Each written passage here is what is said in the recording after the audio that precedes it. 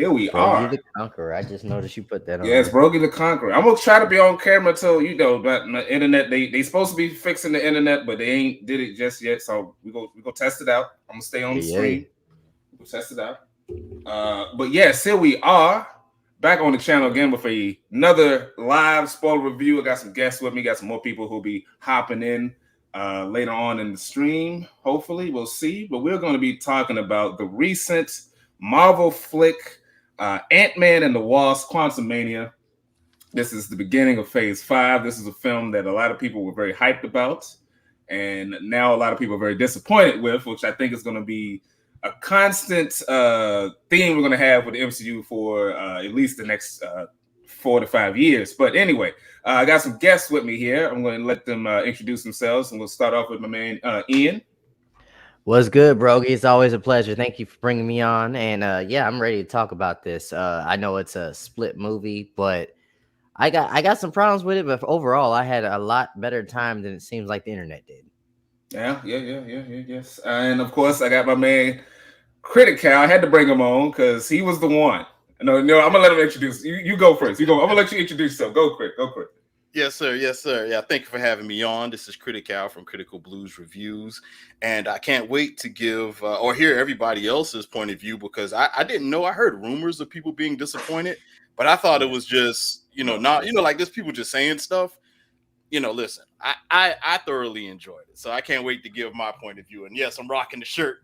If you can see, fire. Give me a yes, Kang sir. shirt. Fire. That's a fire drip. I respect it. Fire drip. And yes, and I had to get my man Crit on here because I remember when we did talking about when we did the Comic-Con stuff. You were the one who was like, "Yo, Kang." No, I think it was when we did She-Hulk. He was like, "Yeah, Kang is gonna come through. Kang is gonna be the shit. Kang's gonna be this." And I'm like, "Okay, let's see how it goes." Because I fuck with Jonathan Majors, so I definitely had to get you back on for this one. But before we get further into this will be a spoiler stream. But don't forget to like this stream, share it, subscribe to the channel, and check out each of these gentlemen's channels as well. Got their links in the descriptions. So let's go with initial thoughts. I'm going to start off with you, Ian. What were your initial thoughts on Ant-Man 3? My initial thoughts was, and I'm definitely not alone on this one. It was mid. When I say mid, though, like more so on the I liked it side, but I can acknowledge it wasn't like top 5. It wasn't like top 10. But I enjoyed it for what it was. I do acknowledge it had some I had some problems with the CGI. Some of it I was like, this is people talking in front of a green screen, and I wasn't a big fan of the some of these side characters that we met in the quantum realm. I was like, they're just one-off characters we'll never see again. But other than that, though, and maybe it would have been a better movie if it was just a Kang movie. But at the same time, I just enjoyed the tone, the tone change of an Ant-Man movie. It was very comedy. Last 2 ones. This one still funny, but like it went back a little bit, and it was more of a setup movie. And I like the transition. I like the transition of it, of where it's going.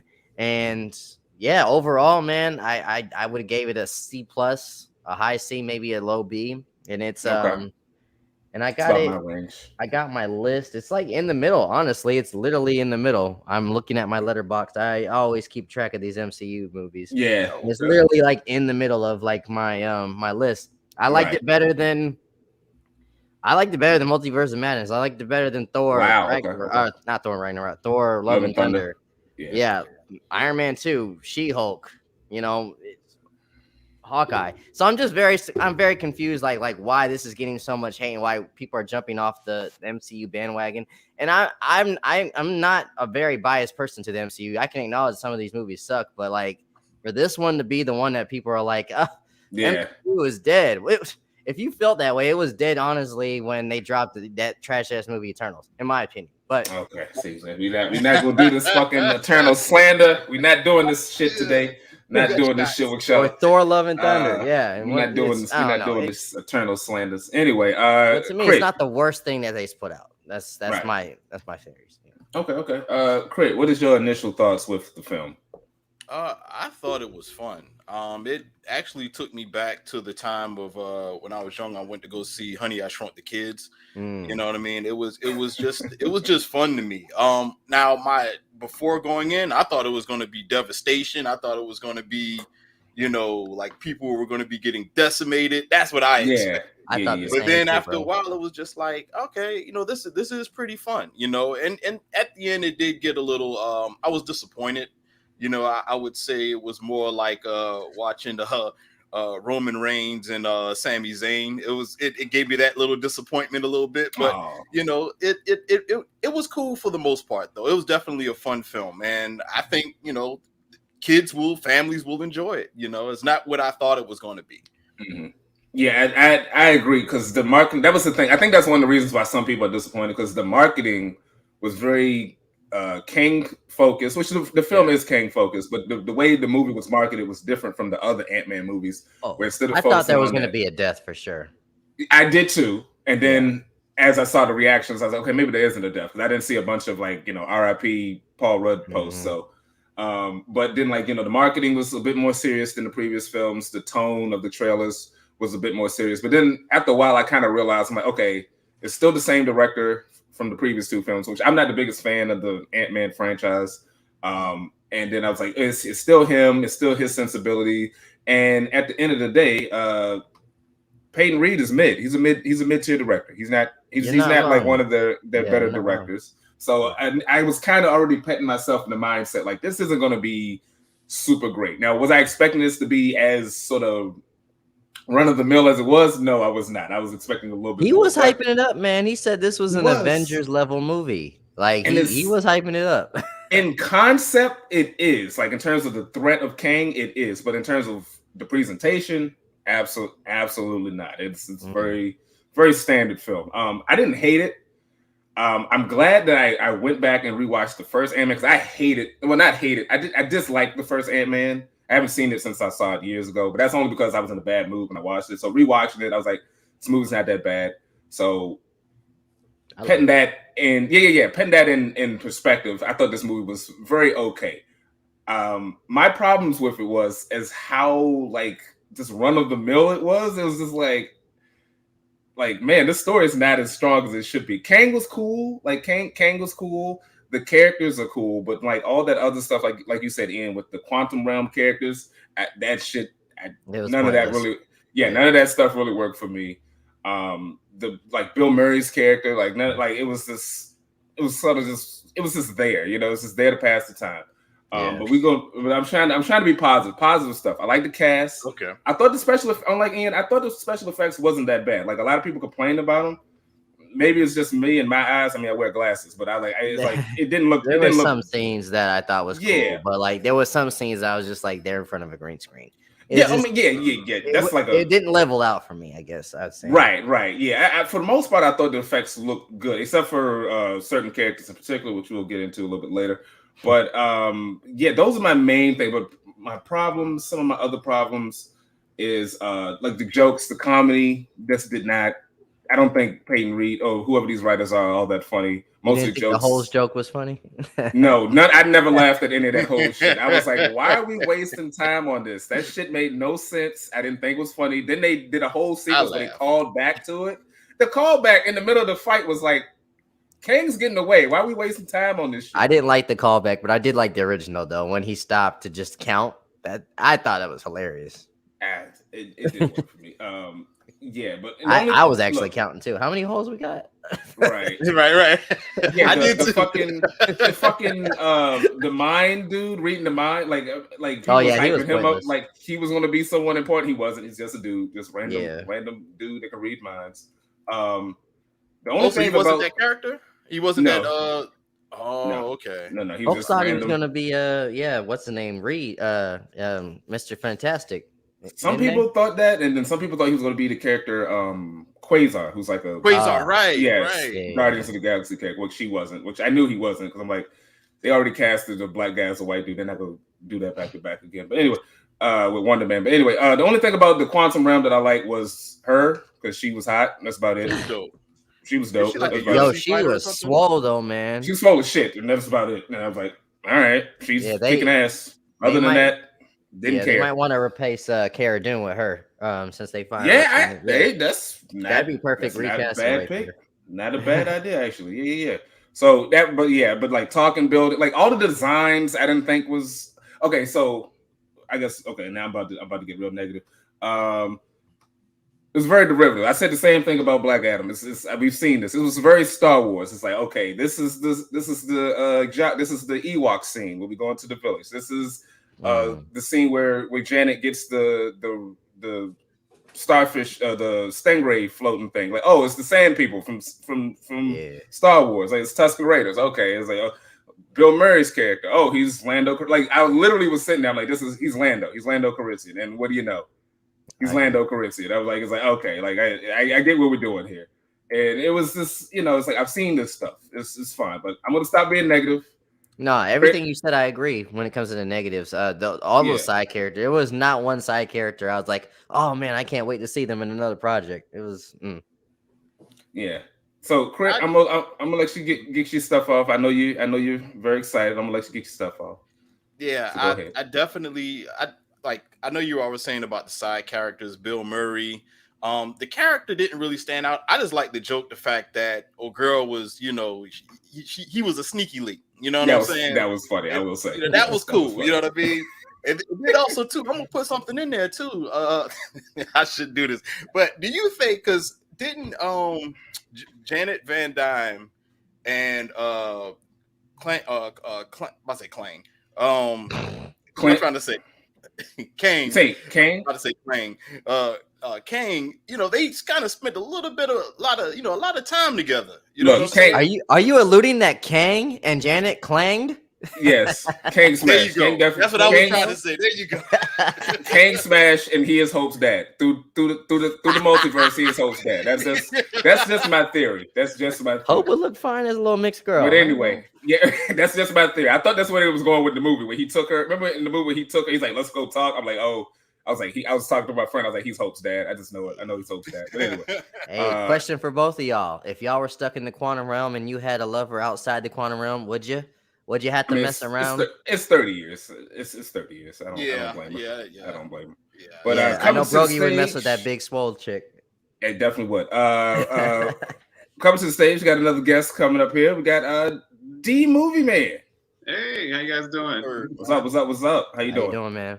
Doing pretty good. Glad to have you. I'm glad I got some backup because we got. This is great. So we got two positive lovers of the film now. D, like I asked the other gentleman here, I'm gonna let you give off your initial thoughts of Ant-Man and the Wasp: Quantumania. So go ahead. Oh, well, let me just say this. The first Ant-Man, a lot of people are kind of in on it, but I actually really enjoyed it. I think that it's something very refreshing about how grounded it was and humorous it was without there being these huge, overwhelming stakes.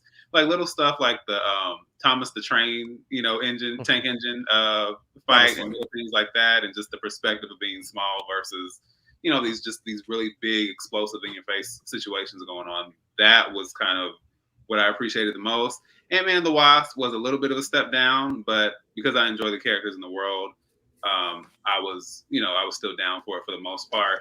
Quantumania, I think that the problem with Quantumania for me is that obviously since the quantum realm is taking on kind of center stage, we are disconnecting from more of that grounded nature of the first two films, which I get. We have to tie things in, and we have to introduce Kang, and we have to find a way to continue to expand going into the Kang dynasty. But there was just something a little off and disconnected as far as the writing and the story. The elements didn't really work together. I felt like Jonathan Majors was doing his job. That's what he always does. And so to me, the film took on a different kind of energy and tone when he was on screen.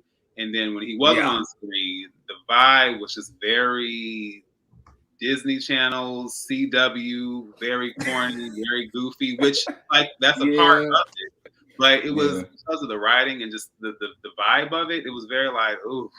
So it was a tough one to get through. Like I said, on one end, it was aspects of it were enjoyable, but because I know what my experience was with the past two films, especially the first, even with the bigger stakes and all that kind of stuff, something about it fell flat for me. Understandable. Yeah, I'm kind of right there with you. I didn't initially think CW, but like I get where you're coming from with that, especially when it came to God damn it, Cassie. Yeah, that was definitely, you're right. That was some sort of CW level type of fuck shit with that one. So let's stay positive. I'm gonna hop back to Critical. What's your main positives with the film? I like the world building. I definitely like that. I like the character development with Hank Pym and Janet Van Dyne. I like how they kind of added more to their storyline. You know what I mean? Like their relationship and what was going on behind the scene, and even a little joke about the whole sneaky link thing. I thought that was pretty cool. Definitely, this was the best Ant-Man movie. Okay, and all right. And I kind of felt like they made Ant-Man more of a relatable character. I know I might have missed this because I saw it once, but I don't know if they talked about the podcast. I know he did the book. I don't know if they talked about the podcast in this. But no, they didn't. They didn't. Yeah, I was kind of worried about that. I was like, I hope they bring up the podcast, but I didn't know if I missed it or not. Yeah. But I will say that it was like almost if they were real, it was like a way into the superhero world, because he's like an average guy that's doing superhero things. And it brings like the audience into his world and find out what Captain America and everybody else is doing. I kind of like that storyline. That was pretty cool. Yeah, him kind of becoming an asshole to a degree. I thought they were going to go deeper into that, but like I like that they kind of kept it somewhat surface level. It's just, he's a little overhyped on his own adventures. Like all those jokes I will say were funny, where they was like, "Oh, you're an Avenger, really? We didn't know. Oh, you saved the world. Oh, we didn't know that." Like that. You should write a book about it. Yeah, you should write a book about it. Yeah, that was stuff was kind of fun. Yeah, I did enjoy that. Ian, some of your initial positives with the film. Some of my positives. So I did like. I think I agree with him. I do like the banner with not Hope, but Janet and Hank. And Hank. Yeah. Because we didn't get much of Janet at all, and obviously because she was in the quantum realm. But I think Michelle Pfeiffer did a great job in this movie. But with the exception of Hank, I think she did the second best job of her acting and her. We understood why she felt this certain ways and things like that. I was a little disappointed that we didn't get more Hank or Janet, which I'll talk more about Janet in a little bit. But Hope. I mean Hope. I'm sorry. God dang, all these white people look alike. Sorry. Yeah, hey, it happens. But I would have loved more Hope. But I did like the fact that they brought it back to the ants, because at the end of the day, this is Ant-Man, and I do like the fact that they brought these 1,000-year-old ants that were originally with them to come smash the day. Now, people probably disappointed on, this is Kang the Conqueror getting killed by ants, but I did like the fact that they brought it back to quantum logic, because a lot of us were like, are they going to be here for years, or are they going to come back at the same time? It was, none of that makes sense, but at the end of the day, it's a Marvel movie. But I do like that he brought back the army of ants. That was pretty dope. And I did like the banter between Scott and Kang. He had this like, should I trust this dude? Well, I have a gun to my head. I have to trust this dude. And we all know like, you shouldn't trust this dude. And I did like the stuff between him and Janet too. I would have loved to seen just a full movie with those two Kang and Janet. Yeah, just talking. Yeah, because that was the deepest stuff right there. And I would have loved to see more of that vision she saw too. But yeah, those are my positives, I think. And I do, like I said earlier, I do like that they switched the tone a little bit, because the better Marvel movies, in my opinion, are not the jokey ones. It's when they tone it down a little bit. But you shit on the Eternals. Anyway, D-Man. That wasn't jokey enough. D-Man, your initial positives with Ant-Man and the Wasp, Quantumania. Definitely Janet being given a bigger role. I'm a big fan of Michelle Pfeiffer. Been a fan of her since Batman Returns. I was very little first time I saw her in that film, so I've always been on board with her ever since then. Do you like her in 8 Mile? Given how who's in 8 Mile? Wasn't that his mom? Huh? Wasn't she in 8 Mile? Wasn't that his mom? No, Kim Basinger. Ah, dang! There I go mixing up white people again. I'm sorry. Yeah, Batman 1 is what you're thinking of. Yeah. Nikki Vale. Oh, right. Yeah. She was in the first one. Yeah. But yeah, so because of the way the second one was set up, we didn't have a choice but to see her, late in the game as things were kind of wrapping up. So being able to see more of her experience in the quantum realm with Kang, and that was even a surprise to me when they kind of opened up with them meeting.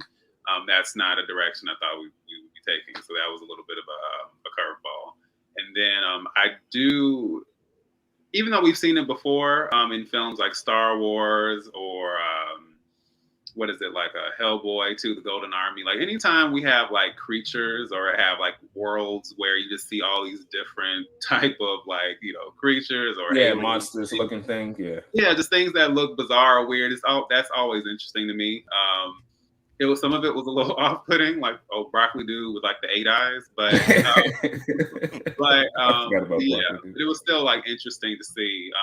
I wasn't expecting to have a full dialogue about holes and how many holes someone has. Yeah, we talked about that. I thought it was funny. Got past the rating, but I thought that was interesting. Just as far as how they incorporated those characters, seeing more of the quantum realm, and I'm not gonna go into the full post credit, but I even like how they delved into Kang's impact as far as that and what that's going to look like going forward, and just how much of a threat he really poses just beyond what we see here. Yeah, the post credit scene was probably the biggest shock for me. Positives, okay. First of all, it's this guy right here. Yeah. Jonathan Majors. He definitely was fucking great, and I was upset that it took us like an hour and 15 for him to pop into the film. It was. I looked at. I was like, it's an hour and 15 like an hour and 10. It was that long. It was like an hour and 10 before.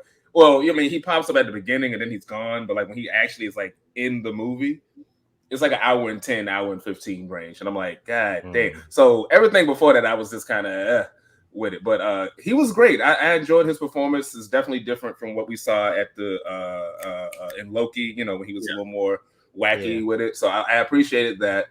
And the design is great, and the seriousness of his character was awesome, and the stuff the relationship or friendship he has with him and Janet, I thought was interesting. Janet was cool, but I also hated Janet, and I'll get more into that a little bit later. But Michelle Pfeiffer was really good in her role. Paul Rudd, I felt like he did his thing, but he also felt kind of not as involved as I kind of wanted him to be to a degree. Like he's involved, but he's not as involved in his own movie. It was a bit odd. But one of the things I did like when we got it was Ant-Man and the Wasp, when they actually worked together the few times when they were really like working together. Yeah, right.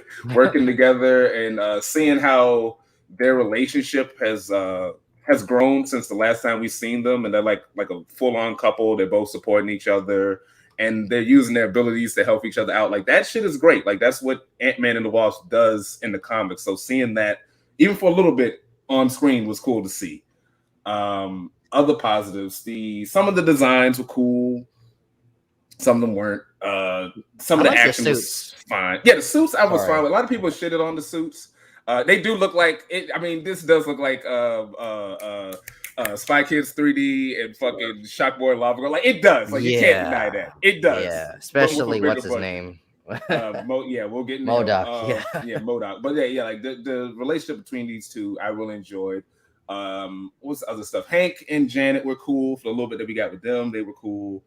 Let me look at my notes. Other things. Oh, in the post credit. That's about it. Okay, yeah, in the post credit scene. So those are my main positives. The score, I don't know. I like this. The Ant-Man theme is really good, but like I didn't like this super epic bullshit version that they had. I wasn't feeling it. But anyway, those are the positives. Any other positives y'all got before? I did like that scene, and I did like them bringing back the the dude from the version of him that was in that Baskin Robbins that didn't become Ant-Man. Oh yeah. This is normal clothes. I don't know what y'all are wearing. That was kind of funny to me. That was funny. That was a funny bit. Yeah, that was a funny bit. No, that was funny. But the fact that they all had to come together, they all disagreed on everything, but they all had one common denominator. That was his daughter. I thought that was sweet. As a father, I can enjoy that. I mean, did you see it, Cuba? I mean, I guess I'm not gonna put it in. We got enough people right now. Unless you want to hop in. Unless you want to hop in, Cuba. But anyway. But yeah. Okay, so yeah, this was a good scene and kind of trippy, and not as trippy as I would have liked, but it was funny. And Yeah, it was cool. them working together, doing ant shit, because it's Ant-Man. That makes sense. Yeah, that was cool. Like doing ant stuff. So now we're gonna get into some of the negatives. I'm gonna start with Critical, because I know you're the most positive one out of here. So which some of the things that you weren't really messing with. Now, one thing I really did have a problem with was I hate the don't tell rule, where Thank you. I can't tell you anything. You know what I mean? Like, it's nothing for her to tell them about Kang. It was just bothering me. I had to make up a story in my mind. I was like, well, maybe she didn't tell him because of the sneaky link. That's why she didn't tell her husband. You know what I'm saying? She could have kept that out of the picture. She didn't have to mention that. She ain't had to say nothing about that. Yeah, man. But I was like, why? And then it was time to tell, no, I don't want to talk about it now when they're in the ship flying around. I was like, come on, just say something. Say something. Yeah. Something. Anything. That was a blow for me. Also, I didn't like how they used Kang. I thought Kang was going to be a little bit more devastating. You know what I mean? Okay. Maybe it's rumors that that this Kang is the one who remains. That's some of the rumors. But I still, It's not the same Kang. He's just different. It's not the same. People got their theories, though. I've heard. Yeah, people got their theories, but yeah, it was. I don't think it's the same one because he died. We literally saw him die. It can't. But anyway, it's Kang, so it's whatever. Right. And then also, I wish Kang made it out. That would have been epic. I was rooting for him. I was like, please, man. That's like the first time I ever rooted for a villain to make it out. You know what I'm saying? So I thought, that I did have a problem with that. Also, too, I guess I didn't like the fact that they changed Cassie around. Like you had Endgame. Endgame was a major film to have the actress, I think Emma Furman. She played the second Cassie. But then all of a sudden, you got Catherine Newton. You know what I mean? Looks totally different. You know what I mean? So I don't know. That was some of my problems I had with this film. Okay, I'm sorry. I kicked my own stuff up. Anyway, Endgame. Yeah, Endgame was fine.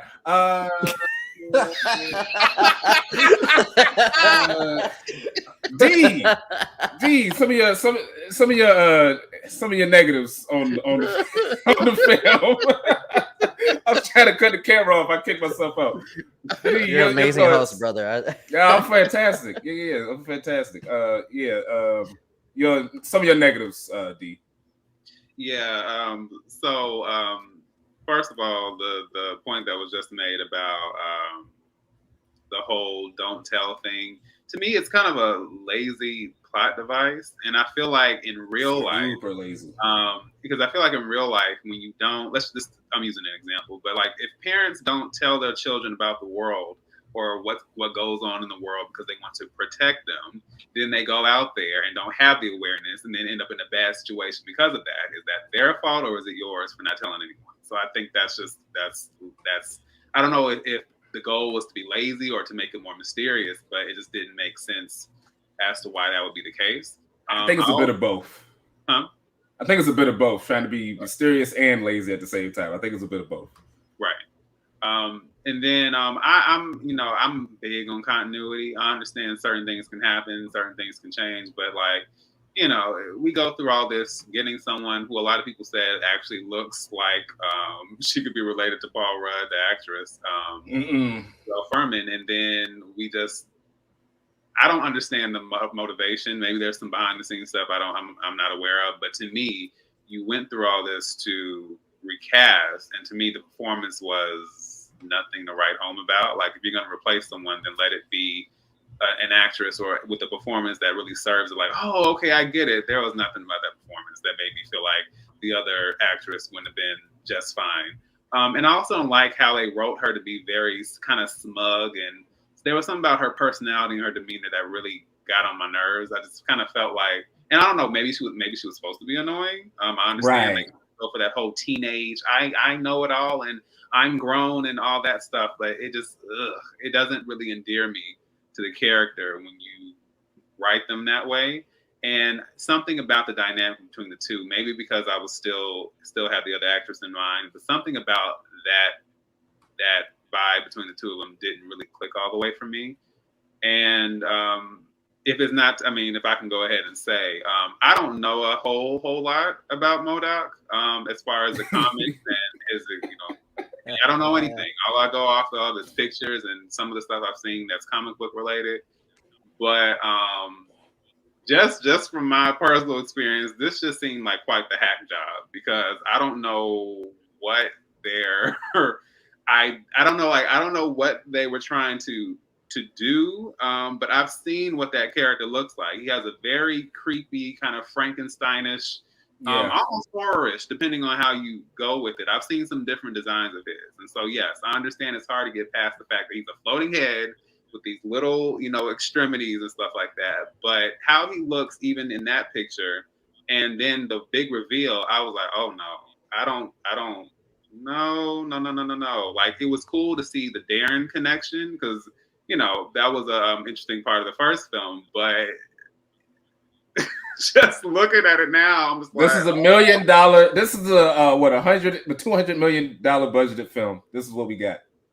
And it looked a mess. This is what we got. It was so distracting. Yeah, I was not here for that at all. Yeah. This is what they gave us. Come on. Yeah, come on. That's basically it. Y'all can't be Kevin Feige. You can't be giving the internet easy layups like this. You can't. Right. You can't be giving them easy layups like that. What the fuck? Jesus. Ian, did you go on your negatives yet? I'm gonna let you go. Ian. Oh yeah, no, I definitely got some negatives. I love the movie, but I got some negatives, and I'll definitely talk about M.O.D.O.K. Yeah, I definitely agree. Everything was said. The comparison's definitely exactly what I would have said. The same thing. I did, however, like that they did they changed to Darren. I thought that was cool. I thought they're down there.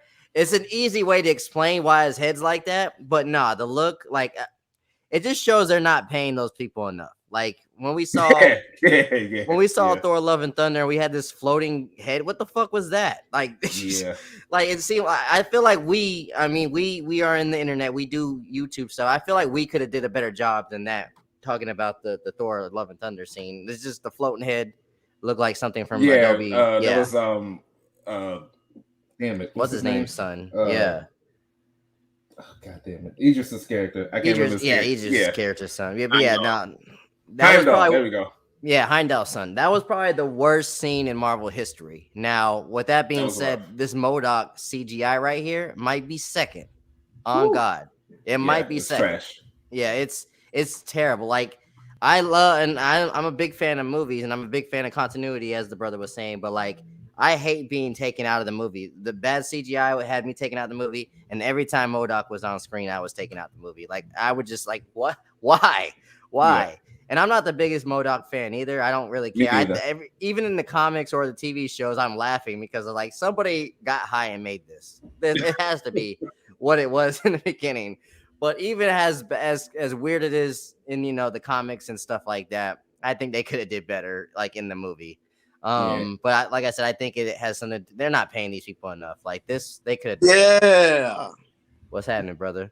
Hey.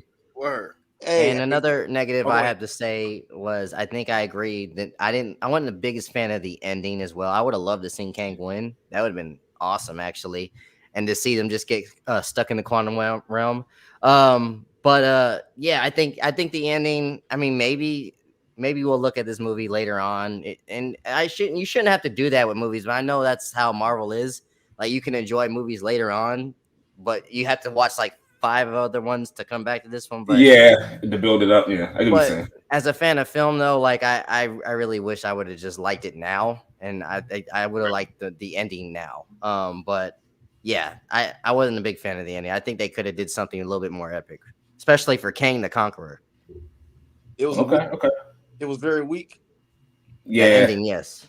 Hey, look, I know you haven't seen the CUBA. I would just say wait till it's on Disney Plus, man. Let's just wait till it's on Disney Plus. Just wait till it's on Disney Plus, bro. Just wait. All right. Just wait. All right. Just wait. Really? Just wait. It wasn't that bad though. I mean, look, Tyrone Madden. Just wait. I looked at like the first minute of his video. He said that people walked out. It was. I mean, people walked out nobody of my walked out of theater, mine. but like that was because they were just a bunch of idiots. It was just had a bunch of idiots just being weird in the theater. But you know how bow tie is, so it is. But anyway, yeah. But other than that, it's just wait till it's sold Disney Plus, bro. No, you can go to the movies to see that. I think Wait you till would it's enjoy on it Disney either. Plus, man. If you went to go see Eternals, you can go see that movie. he didn't go see Eternals. He not okay, Eternals. okay. He not Eternals type dude. So I'm just saying, just wait. Wait. So Okay, you know. can this pass for a $5 Tuesday? Oh yeah. Yeah. Don't pay top dollar for this. I would say don't pay top. Like this Do you like think- a matinee sort of like If So- this was shorter, because this was kind of a mid movie as we were saying, but I do like how Marvel has been doing those one shots like they did with Werewolf by Night and the Guardians. Do you think this would have been better as a one shot? if it focused on Kang, yes. If it was just straight Kang special presentation, that would have been pretty cool. I think so too. Yeah. That's actually not a bad idea. But yeah, as a whole. So yeah, so if I'm gonna give my negatives, because I got a lot. Go ahead. And I didn't hate the movie. Once again, I will repeat, I didn't hate the movie, but I had some problems. I had some problems. To go with what was it better? Which was better, Black Widow or this one? ooh This shit. one. See, I was thinking I would go with trying this to think. one. I was trying to think. If I'm gonna be honest, I'm going Black Widow. I ain't seen Black Widow in a while. I think I'm going Nah. Black Widow. You 2D movie man. Let me say why it's better. Widow. I'm sorry. Black Widow's villain was trash. This villain is awesome. True. Right. Come I'll on, give you man. that. I'll give They you that. really fucked up Taskmaster and Black Widow. And I don't even remember the other guy, but they fucked True. those up. You're They not got the wrong. villains right in this one. You can't. Come on. They got the villain right, but I did like the family dynamic in the Black Widow Right. movie a little bit more than this one, even though this one was good. But It's I get about what you're equal. saying. The family dynamic is almost equal. Honestly, it really was. But I think I'm gonna give the edge to Black Widow. I know that may be crazy, but like I was I gotta literally disagree. trying to think. I'm like, I got I to think disagree. I on might have that liked one. Black Widow a little bit, just a little bit more. It was funnier, definitely funnier. You can't deny that. You gonna deny that? What Black Widow wasn't funnier? Do you think a movie is as good as its villain, or do you think just because we're all family, we're having a good time? I get what you're saying here, but once again, it depends on the story. Both of them really didn't have the biggest stakes either. No, which is a shame because it's fucking Kang we talking about. So the stakes should have Right. been a little bit higher. See what I'm Right. saying? But I think thinking that it would have the biggest stakes, you would think that Quantumania would do that. Like if you're Right. sitting in the movie, you would Mhm. expect that it would have the biggest stakes. But and it I feel like really it was didn't bigger to the stakes post credit scene. You know what I'm saying? Okay. yeah, but I think Black Widow really didn't have any stakes because Nah. you knew she survived in the. You in knew the she other was gonna die at the end. Yeah, we that's- know. you're not- Yeah, you're not wrong about So that. it was. Now, granted, I haven't seen Black Widow in years, but I just remember after watching it, I felt a little bit better about it than compared to watching this. So I feel like going I could with Black rewatch this. I don't have any drive to rewatch Black Widow. Widow. That's just me. Understandable. When it came All out right. 2 years ago. Yeah, 2 years. Yeah, about 2 years ago when it came out. Right. So to agree with what D said and the whole Cassie thing, I didn't hate Cassie, but I didn't care for her that much. Like her performance wasn't anything where it was like, I see why they casted this girl because she going place. Nah, I didn't feel it. They could have kept this girl. I don't know what was the problem with this girl. She does. You're right. She does look more like Paul Rudd too. They could have kept her, but just her character was just very she's like, oh, I've been training, okay, but I also suck at fighting. And her dad's like, yeah, you suck at fighting. You should do this. He's like, no, I got it. No, you don't got it. Just listen to him. He's trying to help you. Yeah, I think she just had that look where you would just assume like if you're a father and you come home, you can see the last Cassie with her boyfriend on your couch and you get pissed off at her. That's like the only difference between the two. You know?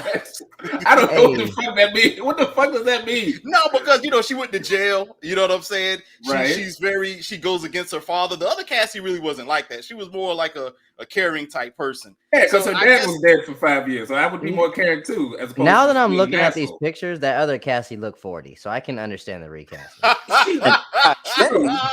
I mean, she looks older, but she also looks like the actor. Like she looks closer to like I what guess. his daughter would probably look like. I'm just saying, I don't think I haven't. I mean, her scene was just one scene. They're just probably going with selling tickets with the bigger name, I guess. I've seen that girl in more movies than the other ones. I understand that. Oh, but she a big name? Those don't look the same. you She said a her big nose name? don't look the same.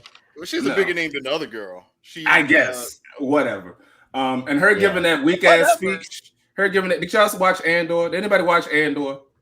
Yeah. Anybody? I need okay. Remember when the, he gave the speech to get the prisoners ready to break out of the prison? They tried that weak ass shit in this movie, and she was talking to them. That shit was so lame.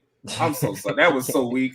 I wouldn't have. Yeah, that didn't like, make sense. She was. They the make wrong no person. sense. Yeah, wrong person. person. Nobody identified with her to give Exactly. that speech. So why is she giving the speech? Okay, girl, we've never met before. Right. It makes no fucking sense. Yeah. So I know they try to do Young Avengers. I'm worried about the Young Avengers because most of them have been not great, except for Kate Bishop. That's about the only one that I've been kind of fucked with. But everybody else, You so didn't love She-Hulk? she's not a Young Avenger. She's not a young. Scar is though, and we didn't get shit from him, but a fucked up hairline. Yeah, exactly. That don't count. That does not count. But yeah, like we said, no one has conversations. All Janet had to do was not be an asshole and talk to her daughter. She's been back for what, a year at least. Her daughter really wants to know, hey, what traumatic things did you go through? And she doesn't tell her nothing. So these idiots get them in trouble. If all Janet had to do was say, hey, the quantum realm is crazy. There's a dude down there. He's gonna cause trouble. Do not fuck with the quantum realm. But she doesn't. So now we got this dumbass movie. It's like just talk to your kids. That's all you got to do. Dang, man. And then we got a whole hour of her not talking to, like you said, Crit, not talking to them when they fucking around, getting stingrays and talking to Bill Murray. It's like just have a conversation. That's all you have to do. The other thing too, when they were talking to Bill Murray, and Bill Murray was trying to explain that she wasn't explaining everything to the group. Not Janet, but the daughter was like, "That's a lie." And I was like, "Wait a minute, what do you mean? What do you mean? You don't know because she ain't told you shit. So how you supposed to know? It's a lie." And this makes no sense. If anybody's criticizing this movie, you telling me they didn't watch this whole movie and figured out, oh man, we got to change some stuff.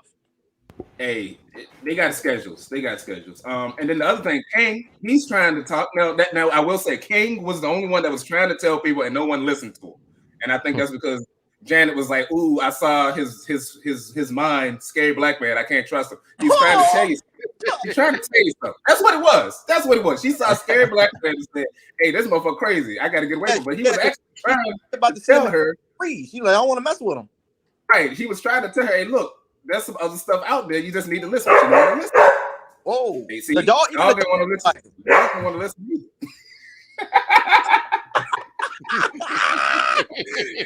Dog was trying to warn it too. Dog knew what was up. The dog was like, "Cuba, don't see it either." I'm like, "Oh, I got you." I'm not saying don't see it, Cuba, but it's it is what it is. Yeah, M.O.D.O.K was terrible. M.O.D.O.K was funny because he looked terrible, not because he was actually funny. Like when I thought he was funny. Friends, okay, he did the one scene that he had that I thought was funny was when he was dying, and he was like, "I'm an Avenger," and they're like, "Yeah, you're an Avenger." That was funny. I will say. Not only that one, the Darren part was funny too. When they were like, "Darren, M.O.D.O.K, yeah." That was funny. That was funny. I'll give him that. Those are the two jokes he had that were funny. Everything else I did not care about. But like him dying.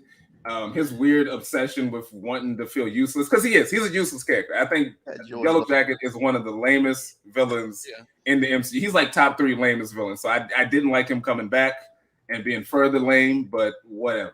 He looked lame. Look at that big ass head. That's the thing. Like, is it comic accurate? Yeah, but it's also shitty. It shouldn't look this bad though. Like, it's like, what are we doing? What are we doing? What the hell so M.O.D.O.K was I would have went with this actor, Bern Gorman. You ever seen the show?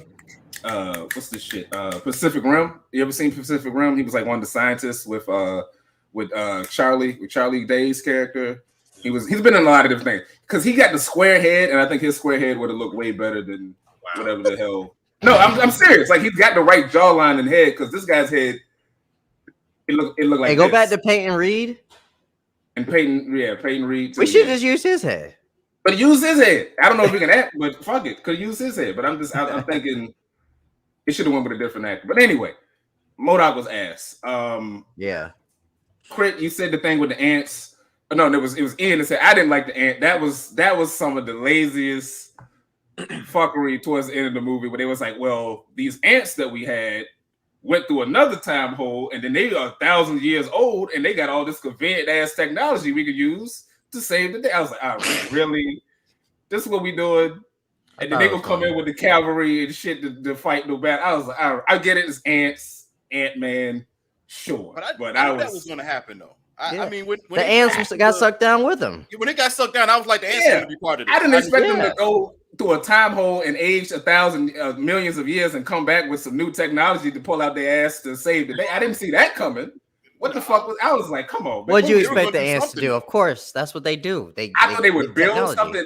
Yeah, but not like, oh, they got conveniently, they got better technology than Kang or some fuck shit. Like, I was not expecting. That was like, all right, whatever.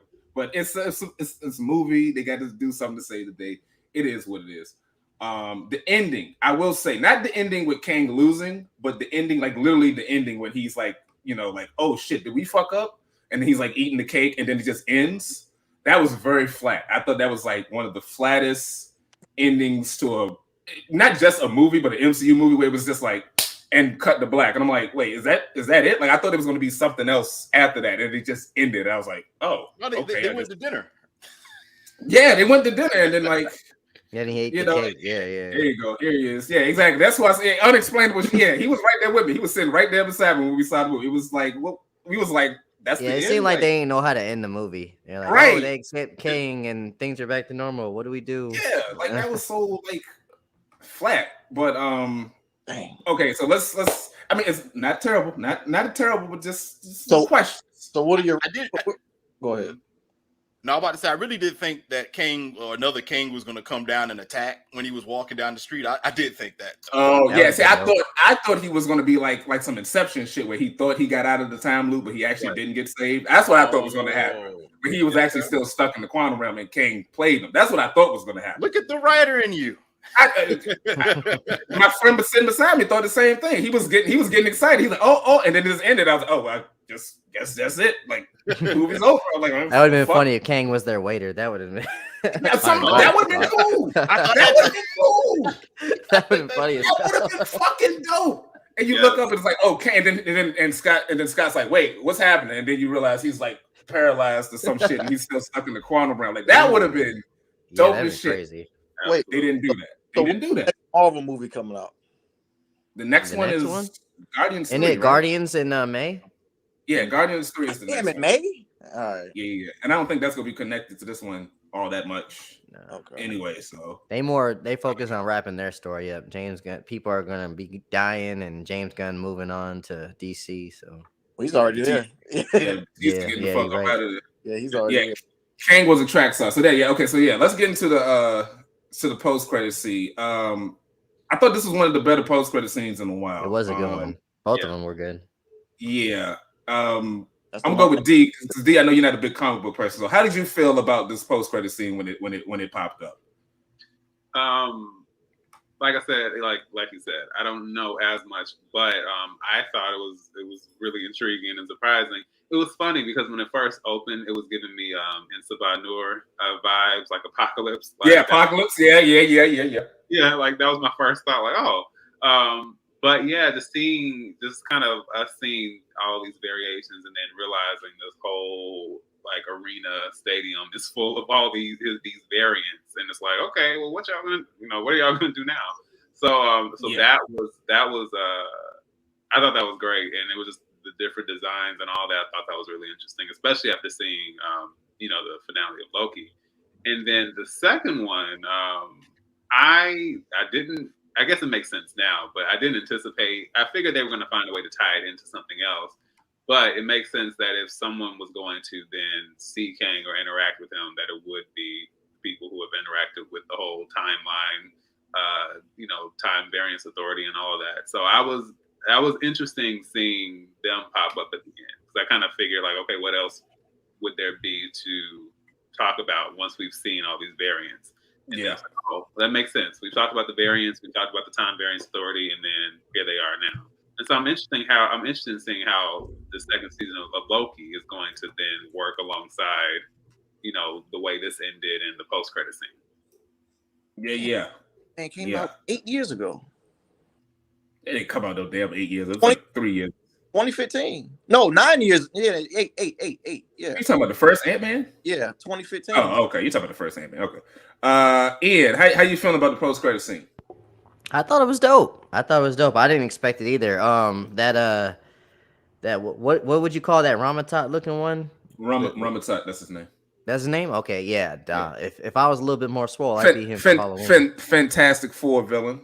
Yes. For someone who say they don't care about the Fantastic Four villain.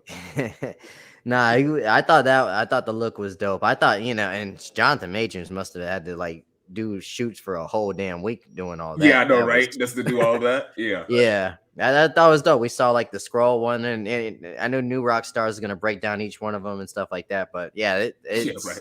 They took their time. They got a lot of time on their hands over there. But they took their time on that one. I did like that one. And the second one got me looking forward to Loki season 2. I did like Loki. It's one of my favorite, one of the better Marvel TV shows. So I'm looking forward. And so the fact it's confirmed we're gonna get Kang in season 2. It makes me a little bit happy. So yeah. Crit, how you felt about that post credit scene? Yay, nay.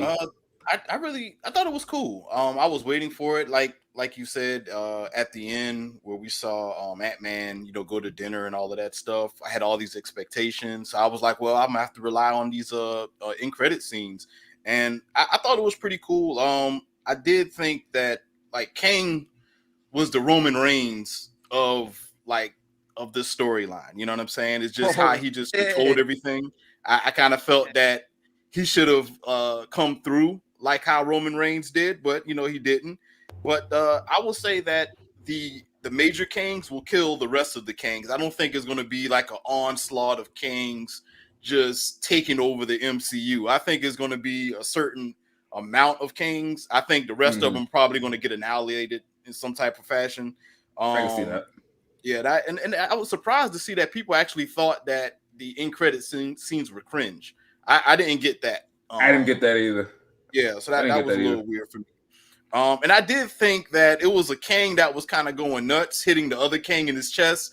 Now he reminded me more of the one who remains. Now I think that's the one who remains. You know what I'm saying? He's dead. How many times he died? He's dead. No, it comes back full circle. Yeah, it comes back full circle. So he probably alive. Yeah. I mean, I don't know if that was him though. Yeah, that was just my guess. If it was going to be a guess, that would be my guess, because he was silly like him. You know what I mean? So that was my thing. But I thought the King was amazing. Now the one for the Loki season 2, I'm a little excited for that. I know that in the comic books, that character that's a Kang, but he goes by a different name. He didn't have a really big or major role in the comic book, but I'm assuming in this series they're going to give him a major role. So it'll be interesting to see what kind of role that particular Kang may have. Yeah. I thought the post credit scene, I was not okay. So the whole twist with the film, sorry, Cuba. So Kang stuck in the quantum realm, and he is trying to get out because you're at least led to believe that the council kicked him out because he is evil and he's gonna, he's out of control. So they kicked him out. But it's revealed that actually, no, he was kicked out because apparently he's one of the few good Kangs that exists, which is kind of reverse on what usually happens with Kang. So that kind of threw me off. I was like, oh, that's different. I wasn't expecting that. So the whole time where he's telling Janet, hey, trust me, there's something bigger out there, which once again, he doesn't explain because no one, talks to anyone in this movie.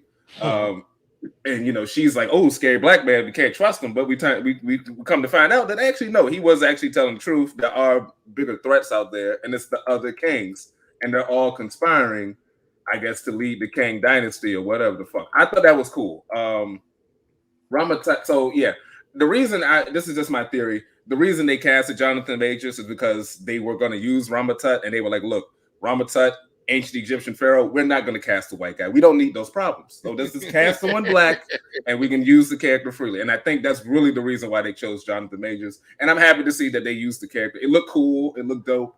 The other version was Immortus, which was the one with the purple thing on his head. The silver one, I think, is this dude Scarlet Centurion or some shit. But those are like the main Kang variants. And then there's also Iron-Lad, which I don't know if we're going to get Iron-Lad anytime soon, but you know, Young Avengers is leading to all of that stuff. The Loki thing I thought was cool because, you know, Loki season 2 is coming out. The Frederick Douglass wig. How y'all feeling about the Frederick Douglass wig? Y'all feeling that, or how y'all felt about that? I thought that was cool. Yeah, it was fine, right? It was up to time, you know. It was up to time, so we'll see what we do. You the only black man in that room. I'm surprised. Yeah, I know.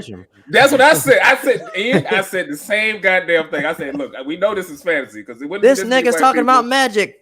Exactly right. Exactly. Like that was the only thing that was like, all right, Disney. But other than that, it was like, okay, Kang's coming, another different variant in Loki season 2, but that's kind of a problem for now with the MCU. Is like we have an okay movie, and then we got to wait for the post-credit scene to actually be something interesting. I'm getting tired of that. I really am.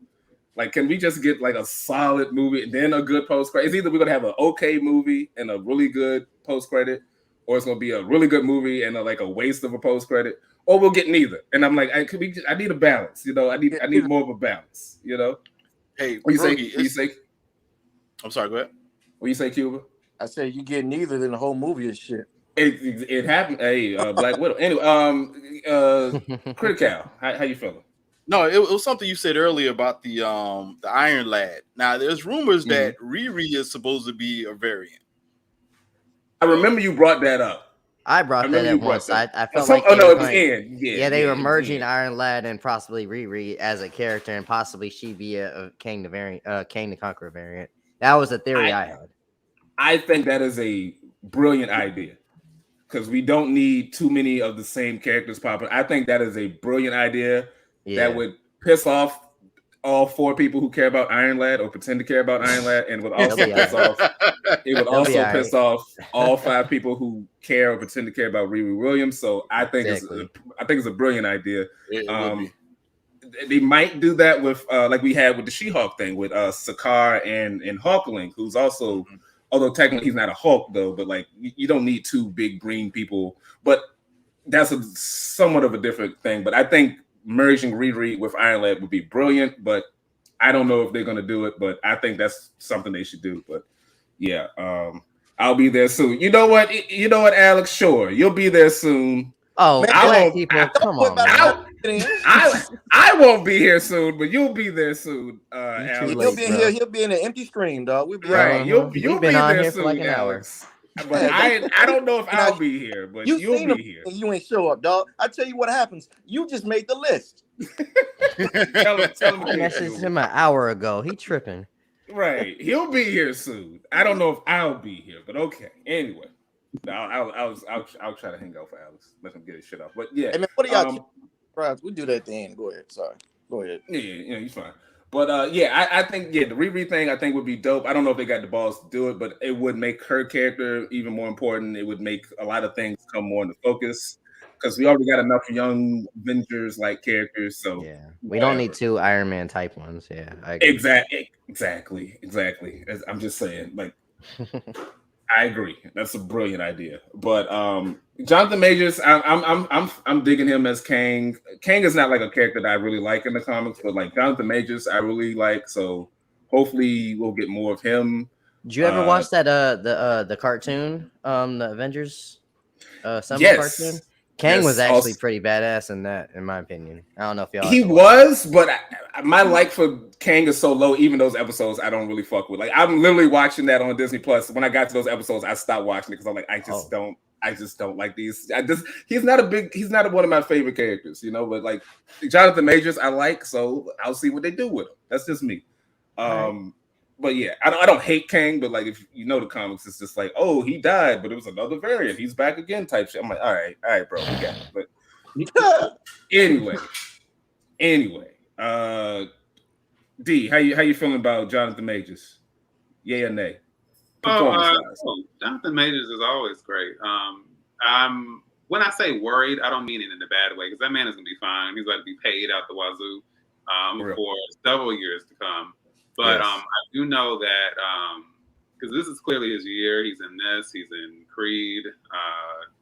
He's I just actually saw him at Sundance in a film called Magazine Dreams, which has in that I don't know if you've seen that picture of him as a bodybuilder, but the tone of that film is very Joker-esque and very disturbing. So it's gonna be interesting seeing him like as that character in Creed, in this, and what else they do with this character going forward. So I think what works for me is when the MCU has, I think it's two things. I think they need great actors to make these characters come to life.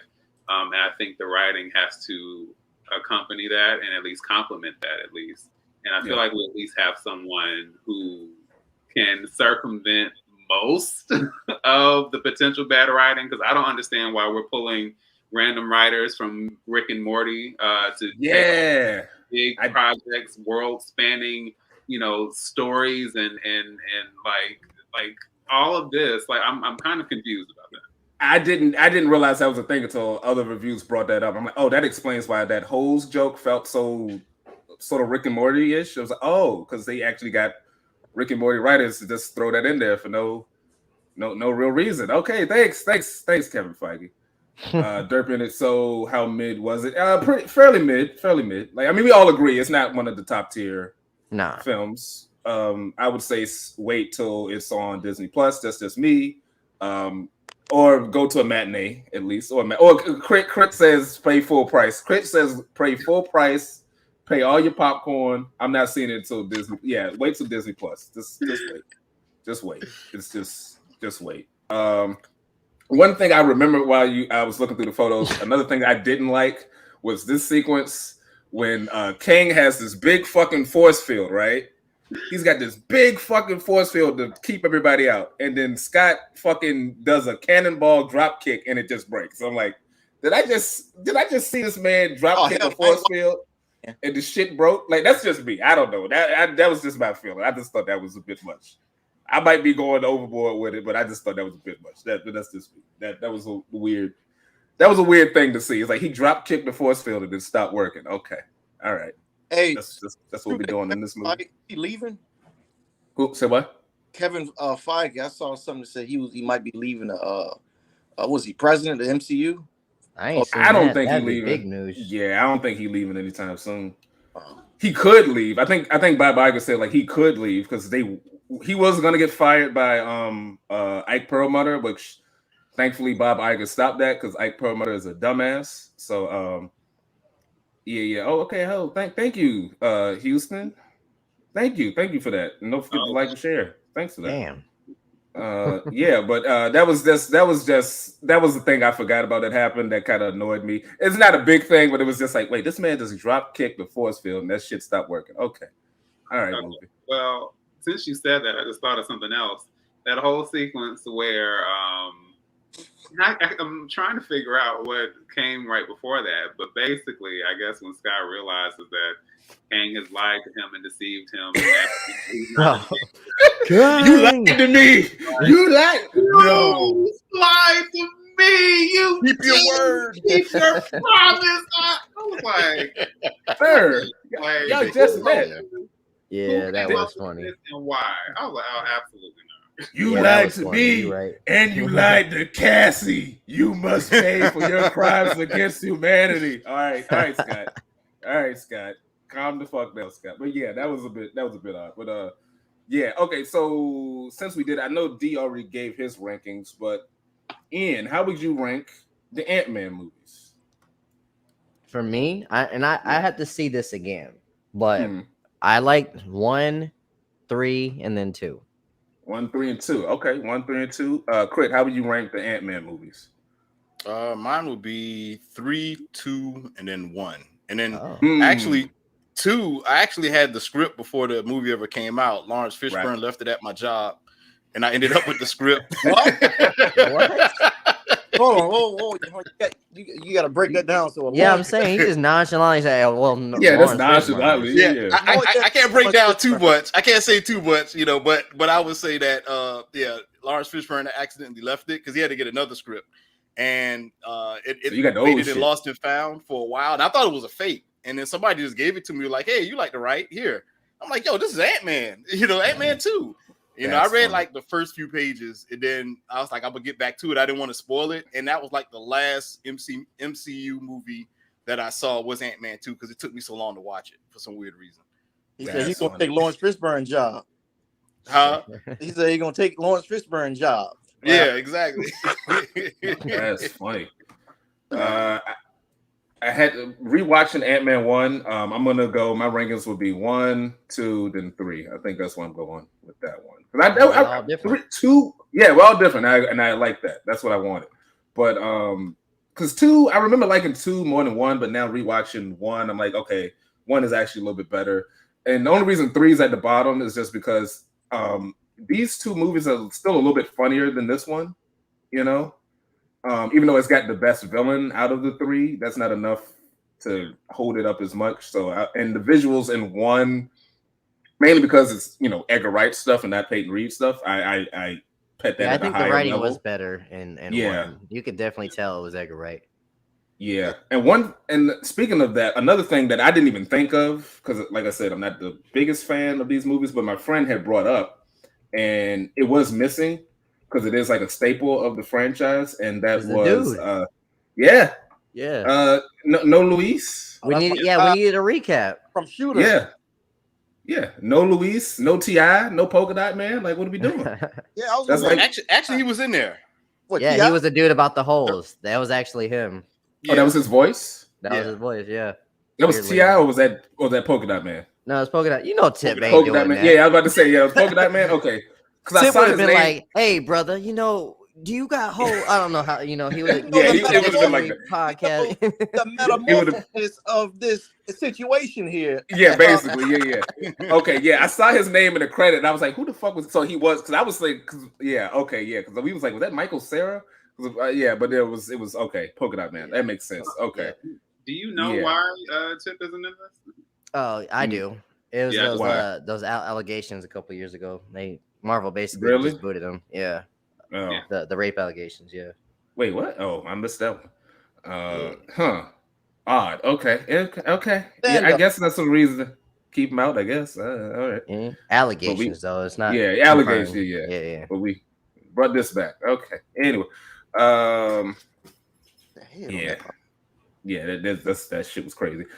So how y'all feeling about Phase 5 so far? You think this is a solid start to Phase 5, a mid start, a good start? Like, how y'all feeling? I'm gonna start with Ian. Let's start with you. My question: what was the first movie in Phase 4?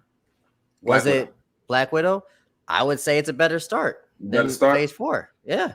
If we comparing both, like, what you disagree, but like if we comparing the 2 movies that started each phase, I would say this is a better one. It's not the best start. It's not Iron Man 1. So, I get it. I get that. D, rocky start, good start, bad start to Phase 5. I think it's a tolerable start because that was the same way I felt about Black Widow. Actually, I thought Black Widow was going to be a mess, so maybe that's why I was a little higher on it. And I think what I appreciated the most was the tone. There was certain aspects of it that were a lot grittier and more serious than I thought it was going to be compared to some other films after it that I ended up seeing.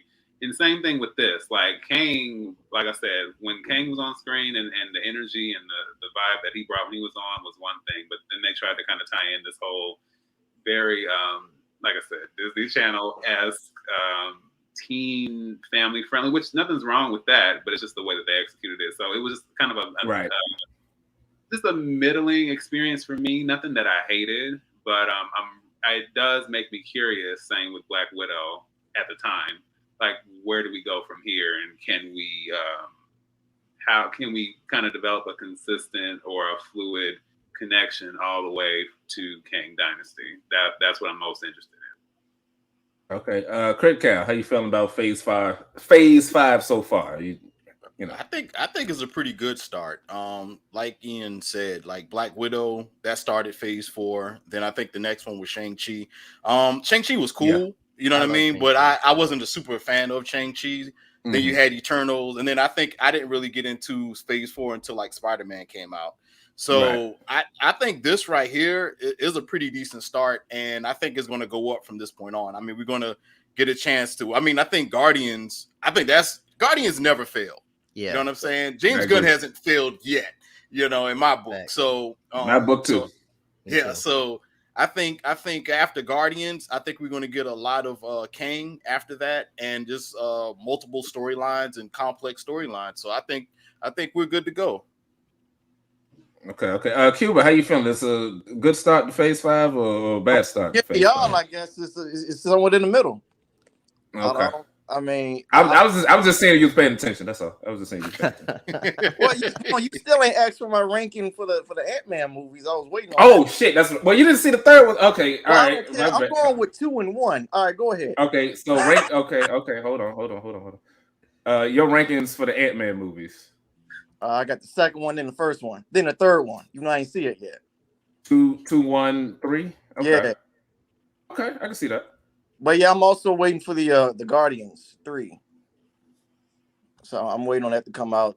I think because Batista, it's the last one for all of them, right? So Batista done with it. So yeah. And then I guess Loki too. That's about it. And then whatever is coming out in the future. Okay. Got a question from Houston. This is another trailer I didn't get either. Y'all watch Transformers or no? I stopped after the third. Was it Dark of the Moon? Was that the third one? I stopped after 4 myself. I was like, I stopped after 3. I'm looking forward to Beast Wars because it's a bad thing when the Fast and Furious franchise makes a little bit more sense.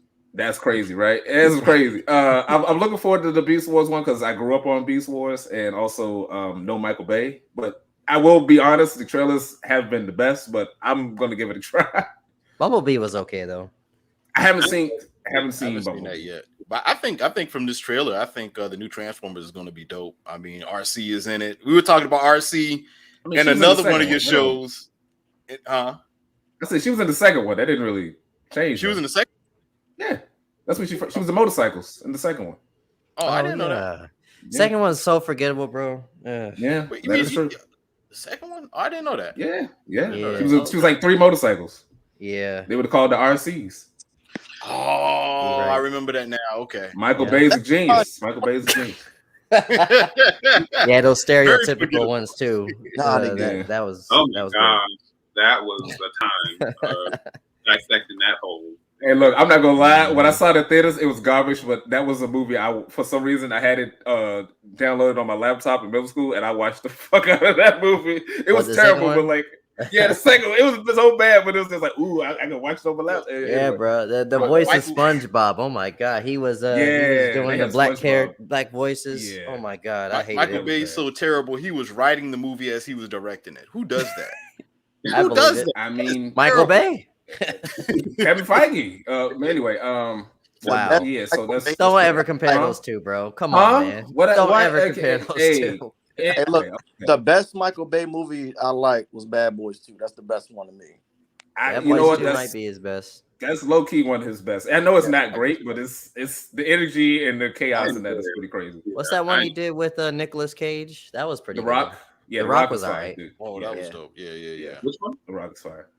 The Rock with him, Nicolas Cage Sean Connery, Sean Connery, Ed Harris. Yeah, that's one of his one. That's the one he made after Bad Boys, I think. I think so. Yeah. It was in it seemed like he actually took his time on that one. He did. Yeah. Another thing I always ask, the MVP of the movie, Critical. Who is your MVP of this Ant-Man and the Wasp Quantumania? I'm shocked to see who you're gonna say. Oh man, it got to go too once he's done. Cassie. I mean, Cassie. Shit. She threw me for a loop on that one. Oh. What's wrong with Cassie? Nah, man. Kang all day. Kang the Conqueror. Oh. That Kang. Okay. I think we have to find out who the number 2 person is. And if I had to pick a number 2 person, it would probably have to be Janet Van Dyne. Yeah, you know, yeah, because that'd be Kang's my two. number Yeah, one. I Janet agree. Van Dyne, I mean, she like even like her movements, even though they probably had a stunt double, but you know, it looked good. It looked like she knew what she was doing. She was in charge, other than not telling anybody stuff. But other than that, I have to say that she's my number 2. Okay, hold on. General audience to the Marvel fandom audience to every MCU film plot be like, you've seen this before. Yes, 11 times as a matter of fact. I mean, it's a good formula. It's a good formula. I mean, it works. You know what I'm saying? It works. Ian, your MVP of I'm just gonna leave this here. Your MVP of the Ant-Man 3. Yeah, it's definitely Janet, and well, in this order, Kang and Janet, hands down, and then the ants. Come on, you just And an the ant ants- hater, bro. I'm not an ant hater. I'm a spider hater. I don't have a problem with ants, but that was some bullshit. I'm just saying that was some bullshit. And then that dude that kept calling him Spider-Man in that order. Oh yeah, old man. Okay, yeah, he was kind of fun. He was fun. Yeah, he switched up on him at the end. Then he's like, "Oh yeah, I $12. realized you the bug man. Yeah, that's some good shit. Yeah, that would be $12 right there. Yeah, I'm gonna need $12 for that. That was funny. That was funny. D, MVP of the film. I think the armed movable buildings. God damn it. God damn it. Hey, guilty pleasure. That was an okay joke. Like y'all don't have live buildings. That was actually kind of funny. I ain't gonna hold you. That every time they were on screen, I just rolled my eyes like, God damn. Like I get it in sci-fi, but like funny. But no, the funny bit was when they did the battle and there was the one building holding the dead building in his arms. That was funny. That was funny. I'll give it that. That was funny. Man, that's MVP. I thought it was funny. That was funny. That I will give him Nobody that. ever thought about moving buildings other than Transformers, yo. That's crazy. That is crazy. Yeah. That was fun. Did I go? Wait, I said D. I did everybody right. Oh, so I guess it's my turn. MVP of the film is gonna be that Kang. Remember at the end credit where it was that one Kang that was just looking real crazy? It was this guy right here. So that's my MVP. The movie was the guy in the post credit. Yeah, he was MVP because he was just so over the top. I was like, you know what? This is gonna be fun. This is gonna be fun. Was that the one that was yelling? Yeah, that was the one that was like like right at the end. Yeah, I'm going with him. I'm going with him. I'm gonna tell you who my MVP was. Scroll it. Wait, hold on. I'm not done yet. My other MVP, I don't have the picture, but it's the Frederick Douglass wig. It's the Frederick Douglass wig. You've seen the film, you know what I'm talking about. Kang is so powerful, he beat racism in the 30s. Yeah, God right. damn. Kang just giving a sermon to a bunch of white people in the 30s. Yeah, that was MVP. he killed it. That was MVP. So that's MVP. CUBA, your MVP of the movie. Well, you just said it. He 1930s Kang right there. Keep scrolling until you see that big-headed motherfucker. That's the second MVP, just because he looks hideous. And I guess the third one, y'all talking about the buildings. Go ahead. I'm done. Okay. Now I will say, Cassie is the fourth independent feminist for the movie. You know what? I will say it was her being very opinionated was a little. I guess that gets into the CW thing. It didn't it wasn't like God. I've seen worse. I mean, I've seen worse, but like I don't know. They balanced. Feminism wasn't that was the last. It wasn't mine. Same. But I just wanted to put that out there. But it was just like because Janet was cool. Hope was she was an activist, which was I guess because her dad was an activist. I get that, but it wasn't. I've seen worse in the MCU, namely Miss Marvel. To me, it was Marvel, but it wasn't. I didn't think it was that father bad. And daughter making up for lost time. I mean, I look at it from that lens because I'm a father. I guess I don't know. Yeah. To me, I mean, I guess movie theaters theaters have agendas. Movies have agendas. I get it, but like I don't know. I don't always go to. Hey, they're forcing diversity on it. Shut up, virgin. Yeah.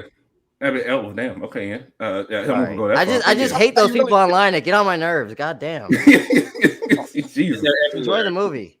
I mean, it's like I said, Cassie wasn't great, but I've seen worse.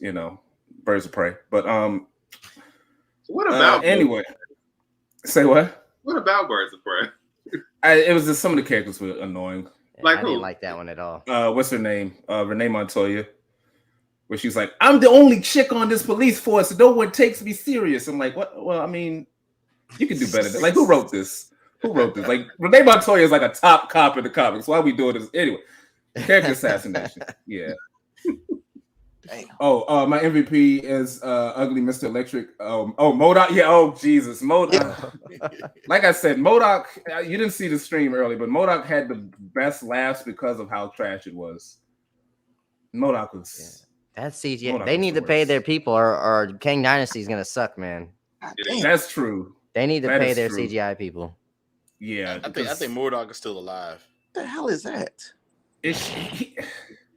He should be dead. Like I said, I don't need this character to come back. Like, Nah. Did you see the flat line on his Yeah, I think I it saw was that still detail. beeping. It was like red, but it was still kind of no. more M.O.D.O.K. baby. No, please no. So George Lopez was a M.O.D.O.K. too. Why's George? No, that's what it looked like. Because that's what he looked like from Shock Boy and Lava Girl. Oh that's my God! And it's true. It's so true. I mean, even though this was inspired by M.O.D.O.K, but it's like when the inspiration looks better than the actual, $1 million budget, $200 million budget film. That's a problem. That's a problem. I'm just saying. That's a problem. Yeah, they didn't know that. No. Yeah, they didn't do that one well. So we're looking forward to Phase 5. I think. Well, the good thing, Kevin Feige did say they're going to spread out some of the releases, which I think is actually pretty good because they just moved the Marvels. Yeah, they moved them up, which some people's upset. I think that is perfect. If you need to get that movie together, take your fucking time. Exactly. Get it together. Yeah, that one's gonna need some good CGI because it's in space and shit. So yeah, well, yeah. This is an old question. Houston, do y'all like DC movies? I'm new here. Yes. Yeah. Yes. I am all aboard on the Jimmy Gunn's DC Studios train. Shazam looks So, alright. Yes. Yeah. Y'all like the Flash trailer? That looked pretty cool. The trailer looked good. I don't know what the story is going to be, but the trailer actually was surprisingly good. Yeah. Hopefully, Flash will run straight this time instead of all over the place. Well, we saw the shot of the little kid running weird, so I think that's just the meme now. It's like Flash can't run. It's just Flash sucks at running, so it is what it is. Can we recover from Black Adam? Say what? I said, can they recover from Black Adam?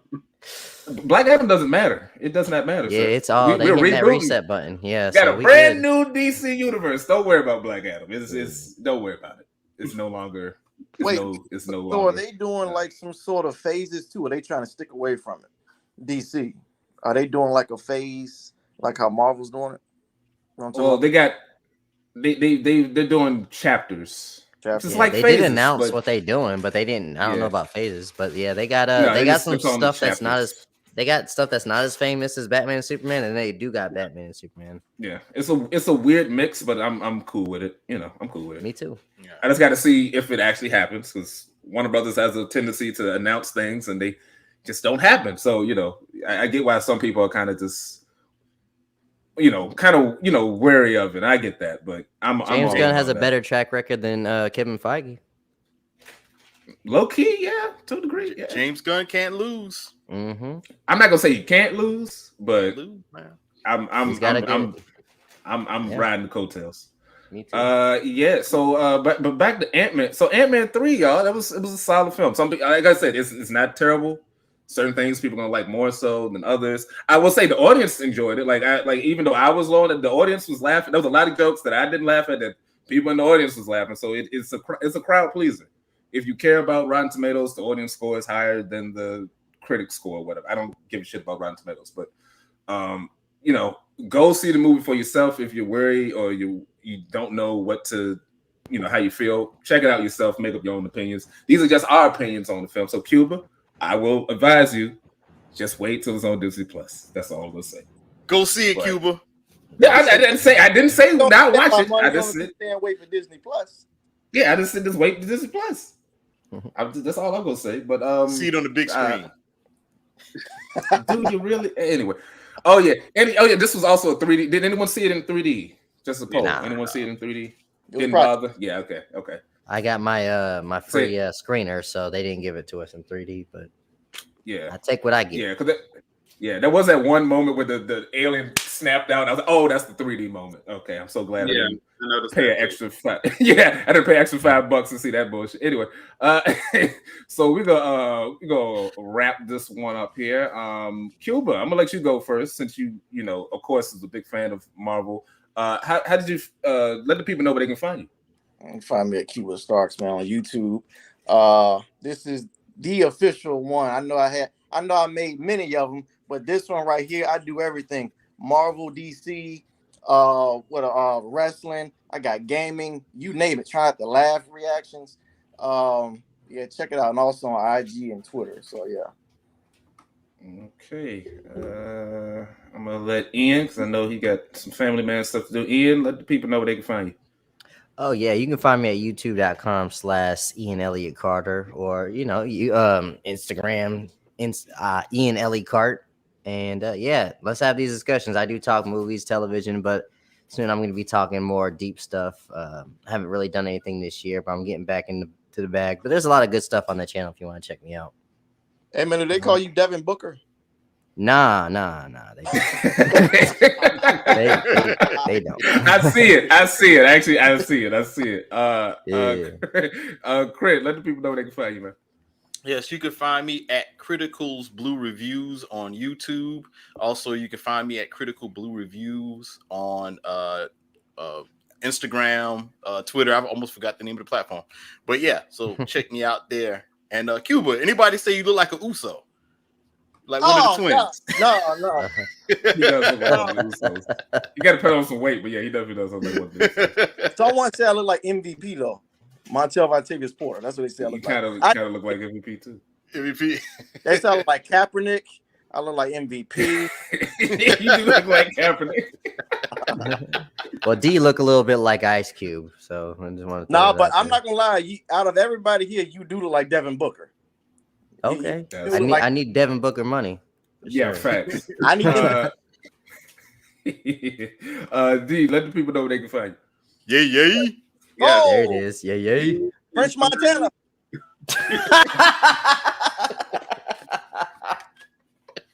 You can find me on YouTube at capital D period space MOVIEMAN Movieman.